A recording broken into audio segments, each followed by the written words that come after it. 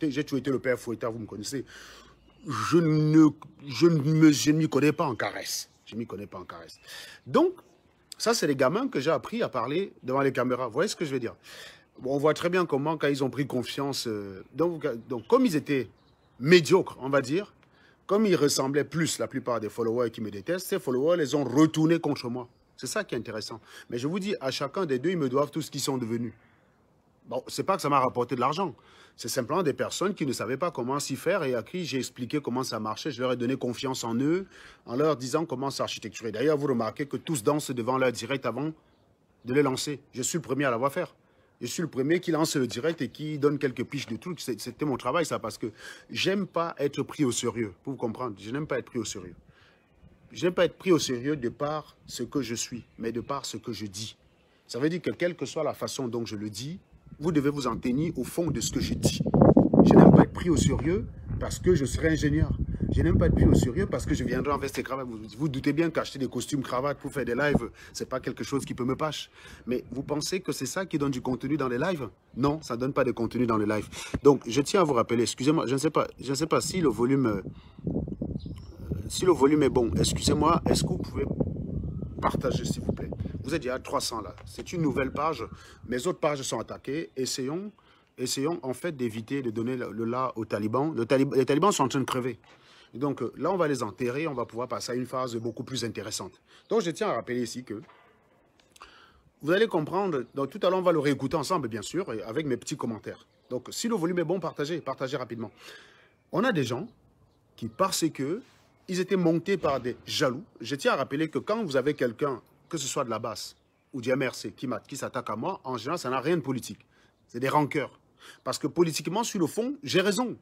Et l'une des meilleures illustrations du fait que j'ai raison, c'est que si vous avez écouté le live de Franklin Nyamsi d'hier et celui de cet après-midi, il rappelle que les vrais révolutionnaires, d'abord, c'est les personnes qui avaient un métier. Il a cité Che Guevara, il a cité tout ça. Nyamsi, c'est un torché, hein, il est complètement ébouillanté du cerveau. Ça ne veut pas dire qu'il est intéressant, c'est un crétin, il est complètement torché, il est largué, c'est un travesti, comme disait un de mes penseurs cet après-midi. C'est un travesti. Mais pour autant, ce n'est pas parce que s'il pleut, ce n'est pas parce qu'il dit qu'il pleut quand il pleut. Si Nyamsi dit qu'il pleut, au moment où il pleut, je suis obligé de lui donner raison.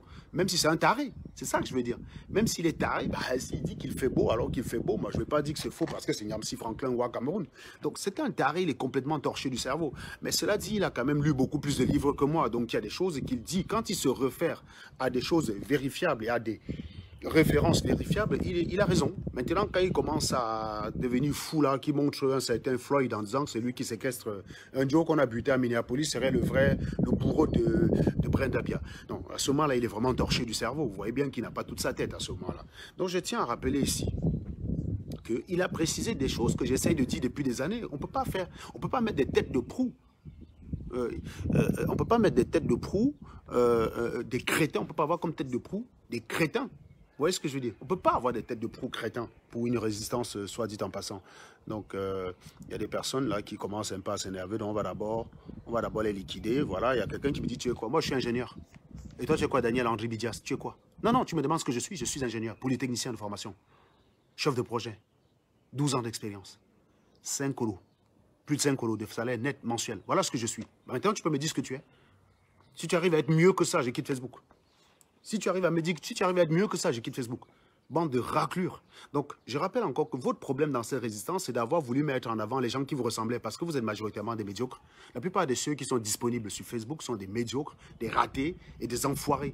Ils ont voulu être dirigés par des gens qui leur ressemblent. Ce n'est pas possible. Ce n'est pas possible. Donc, ce faisant, vous avez tué les personnes qui avaient des idées, en fait. C'est-à-dire que des personnes qui venaient avec des idées, vous les avez tuées. Donc, les personnes qui avaient des idées, vous les avez tuées au profit des gens qui n'en ont pas. Vous les avez obligés à cohabiter avec ça. Pendant un moment, ils ont accepté. Mais il ne faut pas pousser loin. Je vais vous expliquer.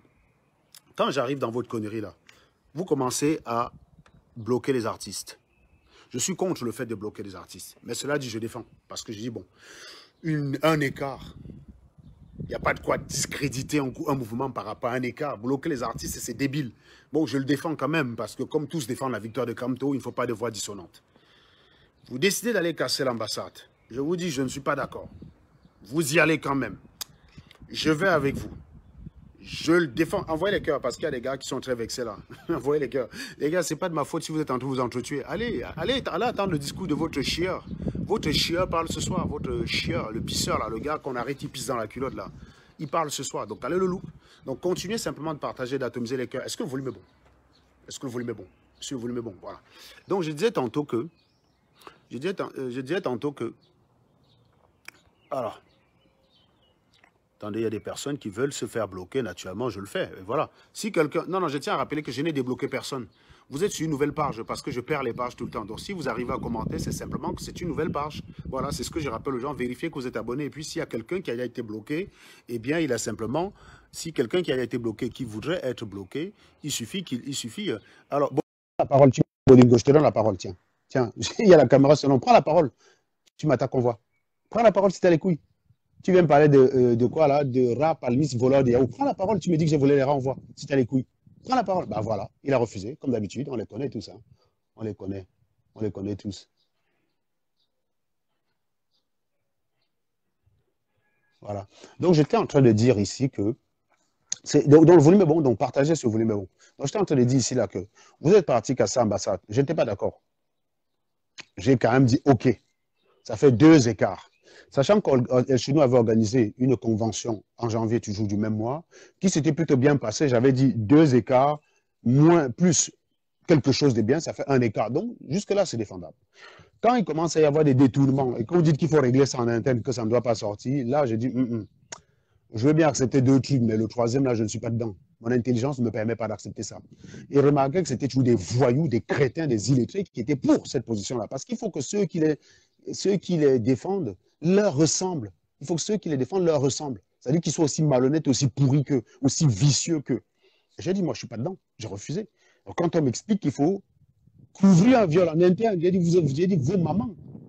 J'ai dit vos mamans. Voilà. Je couvre le viol vos mamans sur ça. Hein? Quand je vous ai dit que quand je vous ai dit qu'il faut, vous avez dit qu'il faut couvrir le viol en interne, j'ai dit vos mamans. J'ai dit le gros cul de vos mamans, bande d'abrutis, on couvre un viol comment? On dénonce un viol. Vous m'avez dit que non, ça va mettre en péril la résistance. Ben non, il y avait une solution très simple. On écarte le violon, on travaille plus à lui, on continue. Vous avez voulu dire qu'il est indispensable, non? Ben vous en êtes où alors? Ah ben non, c'est un grand général, parce qu'il a porté la tenue militaire. Déjà, Niamsi vous a dit que ce n'est pas en portant la tenue militaire à Paris qu'on peut créer une guérilla au Cameroun. C'est pas ce que je vous explique depuis 1 an. Vous venez m'insulter. Vous étiez là-bas. Oh, grand prof, tu as raison. Grand prof, tu as raison. Oh, grand prof, tu parles bien. Comment vous êtes des minables. Vous regardez d'abord qui parle avant de regarder ce qu'il dit. Vous ne pouvez pas vous en sortir comme ça. Vous ne pouvez pas vous en sortir comme ça. Je vous dis encore une fois que même si quelqu'un est mon ennemi, s'il pleut et il me fait constater qu'il pleut, je suis obligé de l'admettre. Même si c'est mon ennemi. Mais vous êtes que, si c'est Niamsi qui dit qu'il pleut, vous dites grand prof, tu as la vision, tu es fort. Mais quand c'est Serge Anango, mouf, tiquinette, traître, hein, on t'a vomi de la base. Non, non, non, il pleut, mec, ça ne dépend pas de tout ça. Il pleut, c'est ce que je vous dis. Mais vous n'avez pas voulu m'écouter. Donc, au jour d'aujourd'hui, vous êtes en train de vous massacrer entre vous, quelque chose qui était prévisible. Je vous avais dit. Je vous ai fait un live en juin. Je vous ai dit, Martin Tajo, c'est quelqu'un qui est allé à l'école. Il ne va pas supporter longtemps qu'on lui explique que Max, c'est son patron. Calibri, c'est quelqu'un, comment il s'appelle? El Chenou, aussi malade mental qu'il est, c'est quand même quelqu'un d'instruit. Hein. Il a été prof, El Chenou, c'est un enseignant. Ça, c'est véridique. Donc, on ne va pas dire qu'il manque parce qu'il a enseigné au Cameroun. Donc, je connais même son élève, d'ailleurs, une élève qu'il a grimpé dans une salle de classe au passage. Donc, voilà. Non, non, non, non, c'est véridique, c'est véridique, c'est véridique. Il a été enseignant. Donc, c'est un enseignant. Donc, un enseignant, c'est d'une certaine manière une forme d'excellence académique. Il ne va pas supporter longtemps qu'on lui explique que c'est Calibri et Max son patron. Je vous avais dit ça, non? Bon. Niamsi Cameroun Franklin, j'ai dit c'est un prof de philosophie. Il ne va pas supporter longtemps que parce que les gens viennent le follower, lui imposeront de se taire face aux élucubrations d'un drogué, d'un taré mental futile sans papier, au chômage. Il ne va pas supporter ça longtemps. Je vous avais dit, oui. Ben, qu'est-ce qui est en train de se passer? Il n'y a pas besoin d'être devin. Hein. Je vous ai dit en fait que moi, je préfère croire à la statistique. La statistique, elle est plus prédictive. Elle est plus prédictive, que le marabout qui est en Afrique. C'est-à-dire que vous ne savez pas comment faire pour... Vous voulez dessiner l'avenir, vous prenez les statistiques, vous prenez la statistique, pardon, et en étudiant les statistiques, vous pouvez prédire l'avenir. C'est comme ça que ça marche. Donc, je préfère me fier à ce genre de choses. Or, les mêmes causes produisent les mêmes effets, c'est statistique. C'est parce que ça a toujours été le cas, c'est parce que c'est toujours répétitif qu'on arrive à avoir les mêmes conclusions. Donc, je vous ai dit que ça ne durerait pas longtemps. Ben voilà, vous m'avez insulté, vous m'avez dit que j'étais jaloux. Voilà, bon, très bien. Il y a Niamsi qui fait des lives depuis le matin pour traiter les gens de cancre. Martin Tajo était obligé de vous dire ce qu'il faisait dans la vie parce que comme vous le voyez clown, vous croyez que c'était aussi un sans-papier ou un beau-ailleurs. Donc vous l'aimiez parce que vous croyez qu'il était aussi minable que vous. Il vient vous dire non, non, non, attendez les gars, attendez, attendez. Si vous m'aimez parce que vous croyez que je suis comme Calibri, je tiens à vous rappeler que ce n'est pas vrai. Et il vous l'a bien expliqué. Voilà. C'est quelqu'un qui a un master. donc, écoutons. N'importe quoi. Partagez-moi les choses. Partagez-moi ça. Partagez-moi ça. C'est venu à faire matin. Ok. Directement, on va savoir. Non. Et puis... Je tiens à rappeler que dans ce souci de défendre les gens parce qu'ils sont médiocres, on m'avait expliqué que le problème, ce n'était pas le viol des choses. Mon problème, ce n'était pas d'avoir dénoncé chez nous. Que mon problème, c'était le fait que ce soit Stella et moi qui avons dénoncé. En gros, il aurait fallu que ce soit Fils du Planteur et Salomène dans un live qui le dénoncent. Comme ces deux personnages hideux, laids et paumés, ça serait mieux passé. Là, on avait quand même une brochette, une belle nana et un beau mec en train de dénoncer un violeur. Bah, voilà, c'était deux personnes qui allaient s'enrôler tous les lauriers de la planète. Donc forcément, les gars n'ont pas digéré. Les gars ont dit non, non, non. Le viol, c'est grave. Mais la manière de dénoncer, on imagine, on revoit les lives de Stéphane Tchoubou. Non, non, ce n'est pas ça le problème. C'est bien de dénoncer le viol, mais la manière de dénoncer. Et on fait 4 heures de direct sur la manière de dénoncer un viol. Et on décide de trahir un mec. On décide de lyncher un mec publiquement parce qu'il a dénoncé un viol au prétexte que sa manière de dénoncer n'était pas commode. Ça, c'est le Cameroun, ça. Ça dit que la douleur de la victime, on n'en a rien à foutre.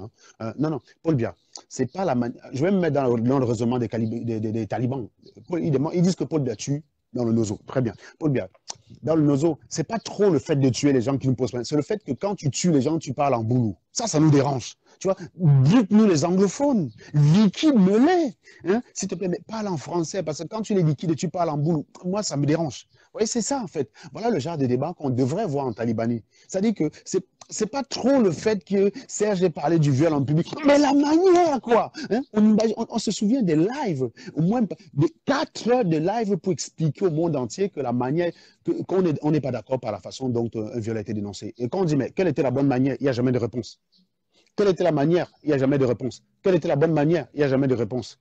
En fait, dans un restaurant parisien, Fils du Planteur, Max m'ont lâché que non, c'était bien de dénoncer. Mais il ne fallait pas que ce soit toi et Tanga qui dénoncent. Que c'est là le PB. Hein? Là, on a vu une belle nana, un beau mec, 2 personnes sérieuses, sans rancœur. Ce n'est pas ce qu'on veut. On aurait voulu voir Fils du Planteur et Salomène. Ça aurait été pas mal quand même. Hein? Ou bien Karine Joufflu-Richard avec Calibri, par exemple, dans cette brochette, 2 personnes hideuses. 2 personnes totalement laides. C'est ce qu'il aurait fallu. Ben voilà, 2 belles personnes, ça posait problème. 2 têtes bien faites pour dénoncer un viol. C'était embêtant. 2 personnes intellectuelles. Non, il ne faut pas ça. Et les gens ont commencé à comprendre qu'on les appréciait plus ou moins parce qu'ils avaient renié ce qu'ils étaient. C'est-à-dire que que ce soit Tajo, que ce soit Niamsi, ils sont appréciés par les talibans uniquement parce qu'ils n'utilisent pas leur cerveau. Donc au bout d'un moment, les gars disent c'est bon, les gars sont allés à l'école. Si on les a pris dans une résistance, c'est pour qu'ils apportent de la valeur ajoutée. Mais comment ça se fait qu'on les apporte justement parce qu'ils renoncent à cette valeur ajoutée? Ils finissent par se dire non, non, non, non, non, là il y a un problème, il y a un problème. Je vous avais dit qu'il y avait un seuil. Il n'y a pas besoin d'être un devin pour ça. Hein? Donc est-ce que le volume est bon? Est-ce que le volume est bon, les gars? Vous êtes combien là? 500 personnes? C'est une nouvelle page. Pluie de repartage, s'il vous plaît. Pluie de repartage et balancez les cœurs parce que les talibans sont en train de nous empêcher de travailler. Pourtant, ils pourraient se concentrer pour attendre le discours de Maurice Kamto, discours dont ils ne comprendront rien du tout. On peut être sûr qu'un taliban va regarder le discours de Maurice Kamto. Tout ce qu'il va retenir, c'est que Dieu est en train de parler, alléluia, terminé, il va peut-être multiplier les pains, donc je rentre chez moi, je dors. Il ne comprendra rien du tout du discours de tout à l'heure que je n'ai même pas l'intention de regarder, je ne le regarderai pas. D'ailleurs, je pensais que c'était à 20h, c'est pour ça que j'ai lancé le live, pour que nous, entre nous, Sardinans, on se retrouve. Vous voyez ce que je veux dire? Qu'entre nous, Sardinans, on se retrouve. Donc, je vous dis encore ce soir, sur SATV, sur les 2 SATV 1.2, 5.2, il y aura des vidéos, venez les regarder, il y aura mon interview par des journalistes. Restez sur cette antenne immédiatement après ce live, n'allez pas regarder le chieur des Bahamas, ça ne sert à rien. Voilà, donc on va écouter ce qu'ils disent. Si le volume est bon, hein, vous bombardez les cœurs les gars, allez-y, bombardez les cœurs là. Vous êtes 500, bombardez-moi les cœurs. Et puis vous me repartagez, même si tu as partagé, repartage dans tous les groupes, parce que cette page-là n'est pas connue. Et toi, après ce live, vérifie que tu es abonné. Vérifie que tu es abonné à cette page. C'est très important. Merci. Ah, attendez, regarde une place là. Je ne sais pas où je vais bien me placer là. Voilà. Il va prendre les vues. Tu peux avoir les vues avec moi. Il y a 150 000 personnes qui me suivent. Donc, quand je vais en live, j'ai automatiquement mes 2000 personnes qui peuvent me suivre, mes 1000 ou mes 1500. Et je l'ai eu toujours jusqu'à aujourd'hui. Je suis l'un des seuls activistes. Je suis l'un des seuls activistes en diaspora qui part en live avec 2000 personnes sans parler des histoires dormies debout. Toi, Calibri, pour que tu aies des gens, il faut que... Il est important de rappeler, oui, bien sûr, c'est l'un des seuls activistes de leur truc là qui ne fait pas 4000 vues dans les conneries, hein, dans les histoires sans caleçon. Mais en revanche, il fait 4000 vues. Il fait beaucoup de vues avec des mensonges, comme par exemple Paul Biya est mort, comme par exemple Paul Biya va démissionner, des conneries comme ça. Bah, ça, par contre, il est très fort là-dessus. Ou alors piocher les anciens discours de Maurice Kamto qui rappellent la période où il était populaire. Ça fait rêver quelques talibans, mais c'est fini ça. Aujourd'hui, c'est chier caca. Voilà. Tu peux te manipuler les Camerounais. Tu peux te médire des gens, parler des personnes pour avoir les gens en live. Tu as compris? Pour que tu aies 2000 personnes en live, il faut toujours aller bavarder. Ouais, non, il faut toujours prononcer le... C'est bien. Quand je l'ai dit, on est venu m'insulter. Je vous ai dit que désormais, là-bas, pour faire des audiences, il faut des clashs. Tout à l'heure, avant que je me mette en direct, j'ai constaté que Karine Joufflu-Richard avait 1000 personnes dans son live. Évidemment, les gens vont là-bas pour le débrief de Calibri, de Martin Tajo et de Niamsi. Donc, en gros, c'est des personnes qui ne sont intéressantes que quand il y a des clashs. En temps normal, personne ne les suit. Ils intéressent personne du tout. Il a raison sur ce point-là. Il a raison. Karine, actuellement, là, il y a plus de 1000 personnes qui la regardent uniquement parce qu'il s'agit d'un contexte de clash. Autrement dit, quand elle est là pour soi-disant éduquer les masses, il n'y a personne qui les regarde. Moi, j'ai au moins des audiences qui sont constantes. C'est-à-dire que je parle du cul de Salomène ou que je parle de la relativité restreinte, j'ai à peu près 500 personnes qui me regardent en moyenne. Voilà, c'est assez constant. Donc, on peut dire que j'ai une certaine fidélité de la part de mes clients. Par contre, eux, quand ils sont sérieux, il y a 2 personnes qui les regardent et quand ils parlent de cul, il y a 1500 personnes qui les regardent. Donc, on les aime quand ils ne sont pas sérieux, quoi. Nom de quelqu'un. Tu vas m'influencer, Calibri. Tu vas m'influencer. Tu as influencé Martin Tajo. Tu vas m'influencer, Calibri. Tu m'envoies les gens en Europe. Tu m'envoies les gens en Allemagne m'attaquer. Voilà. Voilà, c'est ce qui se passe quand on a comme tête de proue d'une résistance quelqu'un qui n'est pas capable de débattre d'idées. C'est-à-dire que je ne sais pas ce qui s'est passé. Encore une fois, je découvre la vidéo comme où j'ai été appelé. J'ai reçu un appel de Stella qui m'a rappelé qu'il y avait une bagarre là sur Facebook. Donc, bah, je me suis précipité pour aller regarder. Donc, je ne connais pas encore le contexte. Mais toujours est-il que regardez les méthodes. Ça rappelle ce qui s'est passé aux États-Unis. Floyd. Vous voyez, Calibri, c'est un abruti puisqu'il n'a pas été, il n'a pas été à l'école. Donc, défendre une idée ou une idéologie, il ne sait pas faire. Il ne sait pas faire. Vous voyez ce que je veux dire? Il ne sait pas faire. Et donc, en difficulté face à quelqu'un comme Martin Tajo, plutôt que de faire triompher la force de l'argument, il préfère proposer l'argument de force. Vous voyez, c'est pour ça que ça finit toujours par les histoires de je vais t'arrêter, je vais te taper, si je te crois, je te tape. Aux États-Unis, c'est la même chose, sauf que c'est si je te crois, je te bute. Je vais t'arrêter, je vais te coller une balle. Parce qu'eux, ils ont des guns là-bas en liberté. Nous, on n'en a pas. Mais si on avait les guns, ce serait la même chose. Donc, les histoires de ségrégation raciale, esclavage, machin, pour justifier pourquoi le noir est frustré aux États-Unis, ça ne tient pas la route. Le noir, par essence, il est frustré. Que ce soit celui qui vient d'Afrique, hein, ceux qui sont en Europe, là, n'ont pas connu l'esclavage. Mais putain, ils ont la même mentalité de frustré que les noirs américains qui ont raté leur vie. Vous voyez, il y a rarement, la police bute rarement un basketteur aux États-Unis. La police bute rarement un professeur noir. La police, je connais beaucoup de chercheurs en astronomie hein, que je suis, qui sont des noirs. Donc, il y a beaucoup de noirs là-bas qui ont des têtes. Mais eux, la police ne les tire pas dessus. D'accord? La police tire rarement sur un médecin. La police tire rarement sur un ingénieur aux États-Unis. La police tire rarement sur un avocat. C'est les mêmes profils. Allez regarder le profil de tous ceux que la police bute dans le cadre de leurs interventions. Ils ont le même profil. C'est des voyous. Parfois, ça arrive que c'est une bavure. Ce qui s'est passé à Minneapolis, c'est une bavure. Mais à la base, le mec, c'est un voyou. Je ne risque jamais d'être interpellé de cette façon aux États-Unis. Ça ne risque pas d'arriver. Parce que quand un Béréno là-bas, que tu es ingénieur, il respecte d'abord gars. J'ai dit au stade, hein, ceux qui sont au stade le connaissent. Moi, j'ai un ami, j'ai causé une fois avec une amie au téléphone qui est médecin à Chicago. Une nana qui est médecin à Chicago. Enfin, une ex-gars qui est médecin à Chicago. Un jour, elle était sur l'autoroute au téléphone avec moi. Elle rentrait, elle sortait d'une consultation, elle était pressée, j'étais au téléphone avec elle. Elle n'avait pas le droit. La police, oui, oui, oui, oui. Quand on arrive à son tour, elle avait le truc de médecin là au cou. Et quand Mbera a vu ça, elle a changé d'attitude, direct. Mbera a changé d'attitude. Elle est partie de là sans PV. Daniel est parti de là sans PV. voyez ce que je veux dire? Donc, quand tu as une certaine fonction respectable, le maire te respecte au state. Donc, regardez le profil. Je ne dis pas que ce qui s'est passé à Minneapolis, c'est juste ça. Ce maire-là, il mérite la tôle et il est condamné pour ça. Donc, il va aller en prison. Il est en prison, il est incarcéré parce que c'est bien de dire que, ah, raciste, Canberra. Mais il faut dire la vérité aussi. Il est incarcéré, le mec. Il risque 35 ans de prison et il est poursuivi pour meurtre au second degré. On ne peut pas le poursuivre pour assassinat parce que c'est à coup sûr le libérer. Donc, si le procureur tente de le poursuivre pour assassinat, la réponse dans un tribunal américain, c'est coupable ou non coupable. Guilty or not guilty. Donc, s'il n'est pas coupable d'assassinat, même s'il est coupable de meurtre, ce n'est pas la question que tu as posée au juré. Le juré va répondre d'assassinat. Et ça, moi, même sans connaître le droit américain, si je suis l'avocat du gars, je te le fais acquitter d'assassinat. Il ne peut pas être... Voilà, donc, il faut savoir qu'un procureur met les chefs d'inculpation qu'il est capable d'étayer. Tu ne peux pas étayer la thèse de l'assassinat. Toutes les thèses, c'est émotif, c'est de l'émotion, mais en réalité, personne ne peut l'étayer parce que vous n'avez pas des éléments pour ça. Et si le procureur tente d'aller dans cet axe-là, à coup sûr, il va libérer le mec. Parce que quand on va demander coupable ou non coupable, les jurés n'ont pas la vocation à requalifier un crime.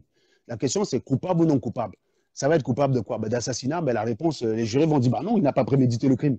On ne peut pas, il n'y a aucun élément qui permet de dire qu'il a prémédité de tuer ce noir-là. Donc, par définition, la réponse sera non, et le gars, il sortira du tribunal libre. Et il ne pourra plus être jamais rejugé pour ça. Donc, les gens qui disent qu'il fallait retenir le chef d'inculpation assassinat, c'est des crétins, ils ne connaissent rien en droit, ils devraient fermer leur gueule parfois. Quand vous ne connaissez rien, vous fermez votre gueule. Donc, ce que j'essaie de dire là, c'est que le noir d'Europe, qui est frustré, raté, et qui promet la bagarre lorsqu'il est en difficulté, il est exactement comme le noir d'Amérique, qui, quand il est en difficulté, il préfère buter les gens. Regardez ce que vous avez fait au commissariat du 7e à cause de Calibri. Vous êtes parti là-bas aboyer. C'est quelque chose qui est illégal, parce que la police ne peut pas vous donner des informations concernant Calibri, vous n'êtes pas de sa famille, c'est la loi. Vous aurez pu aboyer là-bas pendant 10 ans, vous n'aurez rien eu. Vous ne respectez pas l'autorité, alors que vous êtes nous, parce que, tout simplement parce que vous ne comprenez rien à la loi. Vous êtes des idiots.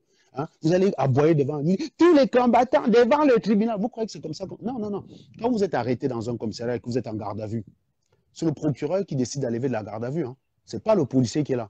Donc le policier t'entend et ensuite, en fonction des éléments qu'il a, il décide de la lever de la garde à vue ou non. Donc vous pouvez aboyer pendant 150 ans, ça ne marche pas. Mais parce que vous n'êtes conscient de rien, parce que vous êtes des idiots, vous ne savez que la violence, c'est le folklore.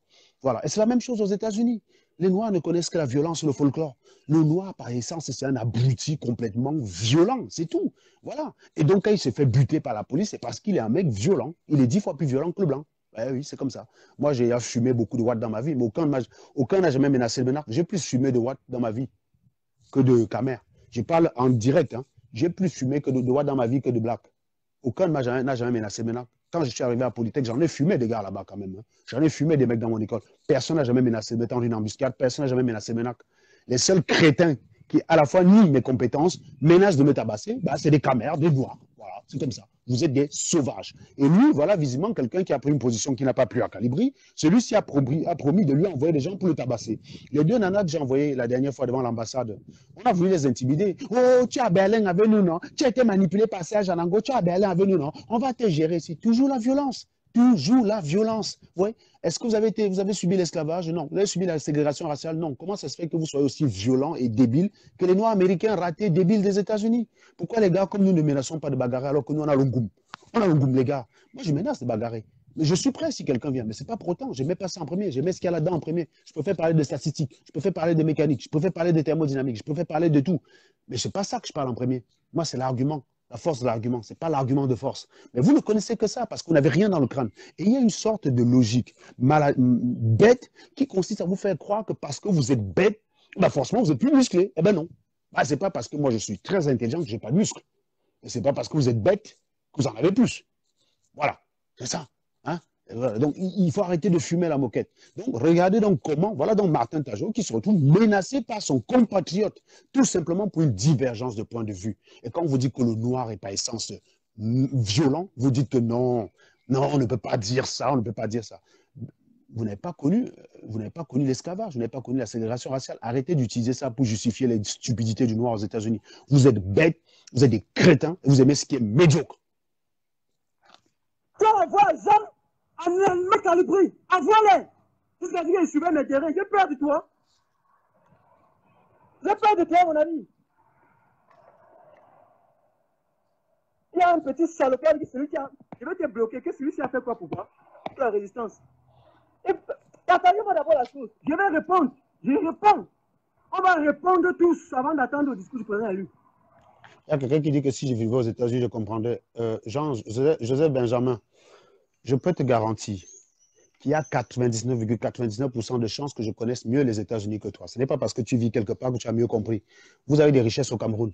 Vous avez des richesses sur le sous-sol africain, mais le blanc a su les quantifier et les exploiter mieux que vous, alors qu'il n'y a séjourné que très peu de temps. Le premier White a mis les pieds en Afrique à quel moment? Premier blanc qui met les pieds chez nous, là, c'était le mec, le Portugais là, qui a découvert les crevettes dans les rivières. Là. C'est le premier White qui a mis les pieds chez nous. À l'échelle de la durée de la planète Terre, ça représente peanut. Mais ils ont compris mieux les enjeux de votre sol. Donc arrêtez de raconter bêtises. Si tu es aux États-Unis et tu es un crétin, tu ne comprendras rien du système américain. Je peux te garantir que beaucoup de mes collègues aux États-Unis, c'est moi qui leur ai expliqué beaucoup de subtilités qu'il y a dans les lois là-bas. Moi, je me documente. Hein. Eux, ils ne se documentent pas. Tu es un Américain qui vit aux États-Unis qui ne te documente pas, tu ne connaîtras rien. Je dis bien, même si tu es un Américain. Beaucoup d'Américains, quand je go aux États-Unis, je parle, ils m'écoutent. Je dis bien, je parle, ils m'écoutent. Moi, je connais une amie qui préparait son interview pour la naturalisation. C'est moi qui l'ai formée. C'est moi qui lui disais les questions, c'est moi qui répondais à ces questions. Elle vit aux États-Unis depuis longtemps. C'est moi qui lui disais quoi répondre. Je lui dis, j'ai une amie qui préparait son interview de naturalisation il y a quelque temps là. Il y a à peu près 1 an. C'est moi qui lui donnais les bonnes réponses. Elle est partie, ça s'est passé comme ça, elle a réussi son concours. Elle m'a dit heureusement, parce que pour qu'elle prépare tout ça, elle n'aurait pas su. Donc arrêtez de croire que parce que vous vivez aux États-Unis. Moi, je suis passionné par ce pays. Moi, j'ai eu une copine qui était de là 5 ans. J'ai beaucoup voyagé là. Et je vais vous dire une chose. Moi, je suis allé en Californie en 2016. J'ai rencontré une fille. Quand je lui ai dit que j'étais en mission dans l'Oklahoma, elle m'a dit l'Oklahoma, c'est un pays d'Afrique. Je parle d'une fille américaine qui vit en Californie. Je parle de l'Oklahoma. L'Oklahoma, c'est un État. C'est juste au-dessus du Texas, en dessous du Missouri. Je suis sûr qu'on prend la carte des États-Unis. On te donne les 50 plus grandes villes, tu es incapable de les positionner à leur point à 10 km près. Je te whip sur ce jeu-là. Donc arrêtez de raconter des bêtises. Je dis, on prend la carte, je te dis Lexington, tu prends ça, tu déposes sur la carte, tu ne saurais pas déposer. Je te dis Albanie, tu ne peux pas déposer sur la carte. Moi, je peux le faire. Donc c'est un pays que tu ne peux pas me coacher là-dessus. Donc ne crois pas que parce que tu vis là-bas, tu le comprends mieux que moi. Tu es un crétin parce qu'il y a l'argument que tu utilises qui consiste à dire que parce que tu y vis, tu le comprends mieux. Mais non, tu es bête. Si tu étais intelligent, tu saurais que ce n'est pas un argument. Donc déjà ta réponse même prouve que tu es un crétin et m'accrédite dans le fait que tu n'as rien compris à ce système. Voilà. Merde là. Ça, des crétins, un petit bande d'incultes, de civilisés, qui ont pris la résistance en diaspora entre les mains. Tu as fait des histoires avec moi, ça s'est arrêté là-bas. Hein. Va gérer ça avec moi, la panthère. Calibri, tu as eu le coup pour répondre à Saint-Jean Nango. Tu as eu le coup pour répondre à Nango. Tu as eu le coup pour répondre à Nango. Tu as traversé en Libye. Envoie les bas. J'ai l'impression en fait que l'argument qu'on utilise très souvent pour attaquer injustement Calibri, c'est de lui dire qu'il n'a pas eu les couilles de me répondre. Je te rappelle que j'ai aussi fumé ce crétin des tonnes de fois, il ne m'a jamais répondu. Donc, si l'unité de mesure des couilles dans la base, c'est de dire qu'on a répondu, ça veut dire que le plus couillu d'entre vous, c'est Bertie le Camite. Sauf que vous allez comprendre plus tard, il va rappeler ici que Bertie le Camite, c'était un montage et il a été manipulé pour venir me répondre. Donc, vous comprenez en fait qu'on ne comprend pas, on ne comprend même pas ce qu'il y a dans la tête. Calibri ne pouvait pas me répondre pour une raison simple. Je vous ai produit des audios ici, des échanges entre Calibri, moi et Stella, qui prouve qu'il est au courant, qu'il y a viol, qui prouve qu'il nous donne raison à 100%, mais que malheureusement, pour des positions, pour des raisons de ne pas se retrouver seul, il ne pouvait pas nous suivre. Donc, je vous ai déjà produit des audios. Donc, Calibri, c'est quelqu'un qui est peut-être un peu idiot, il faut le dire. Il est peut-être laid, oui, mais il n'est pas de si mauvaise foi que ça. Il n'est pas de si mauvaise foi que ça parce qu'il savait qu'on avait raison. Voilà la raison. Voilà pourquoi il s'est toujours laissé attaquer par moi. Ce n'est pas parce qu'il a peur de moi, attention, parce qu'il risquait quoi? Bertie le Camite l'a bien fait. Vous avez dit que Bertie le Camite est plus couillu que Calibri. Il faut arrêter les conneries. Bertie le Camite, c'est un légume. Bertie le Camite, c'est un légume. Calibri est bien plus utile que Bertie le Camite. Mais Bertie le Camite a multiplié au moins 20 en direct pour me répondre. Donc, ce n'est pas ça, parce qu'ils avaient tous décidé que c'est Bertie le Camite qui me répond. Voilà. Parce qu'ils savaient que c'était faux. Et les gens ne voulaient pas se compromettre parce qu'ils ne savent pas de quoi est fait demain.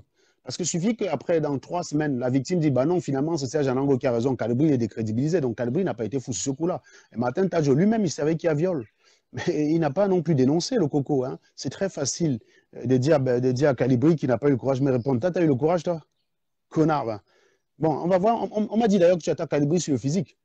Martin Tadjo, moi, je peux attaquer Calibri sur le physique. Platini peut attaquer Calibri sur le physique. Toi,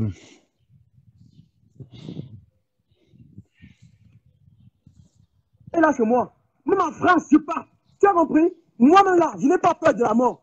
Et je dis aux Camerounais, le jour que je tombe, Calibré ne m'appelez pas. Ne tentez pas de m'appeler. Le jour que je tombe, Calibré, tu es le premier contact. Quand tu as été le premier à me mettre en garde. Tu étais le premier à mettre Martin Tajo. Non, mais je ne comprends pas ces animaux. Vous passez à menacer les tabasser les gens. Le jour qu'on vous menace, vous venez chialer. Non, mais c'est quoi ce connerie là, Martin? Tu fais quoi là? Je ne comprends pas là. En garde. Ça, je dis Calibré. Je te mets en garde.